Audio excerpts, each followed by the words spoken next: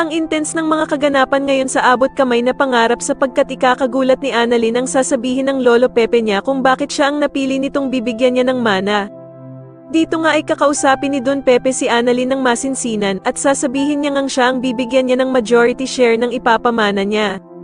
Samantala ay mapapapayag naman ni Justin ang ama niyang si Eric, dahil sa Pasko naman nga daw kaya naman ay meron siyang ibibigay kay Giselle, na siguradong pag nakita daw ito ay tatamaan siya ng sobra. At dito nga ay sobrang lungkot na nga ni Giselle dahil sa inakala nito na hindi na siya sisiputin ng anak niyang si Justin. Ngunit nang makarating na nga si Justin ay masayang yayakapin sana siya ni Giselle pero hindi siya papayag na yakapin siya nito. Dito nga ay may biglang ibibigay na ipit si Justin sa ina niyang si Giselle na binigay daw nito sa kanya noong bata pa siya.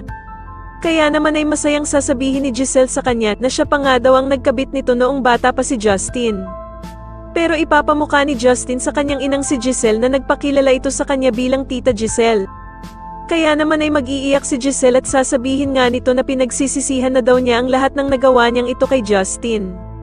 Samantala matapos nga ang ginawang pag-utos ni Don Pepe kay Kin ito para hanapin ang kanyang apo, ay malalaman niyang ang buhay pa ang anak ni Giselle.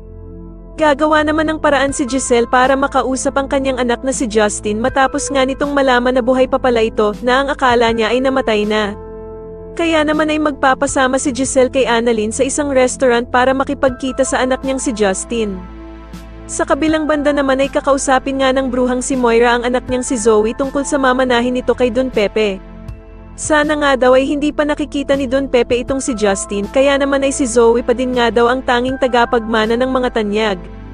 Sa tingin nyo ano na naman kaya ang gagawin ng bruhang mag-ina matapos nilang malaman na hindi magkakaroon ng mana itong si Zoe kay Don Pepe? Mas lalo na nga talagang nagiging exciting ang mga susunod na kaganapan kaya naman ay mas lalo pa nating abangan ang mas lalong gumigandang abot kamay na pangarap. Maraming salamat po sa inyong panonood at sana po ay ma-subscribe nyo ako. Maraming salamat po.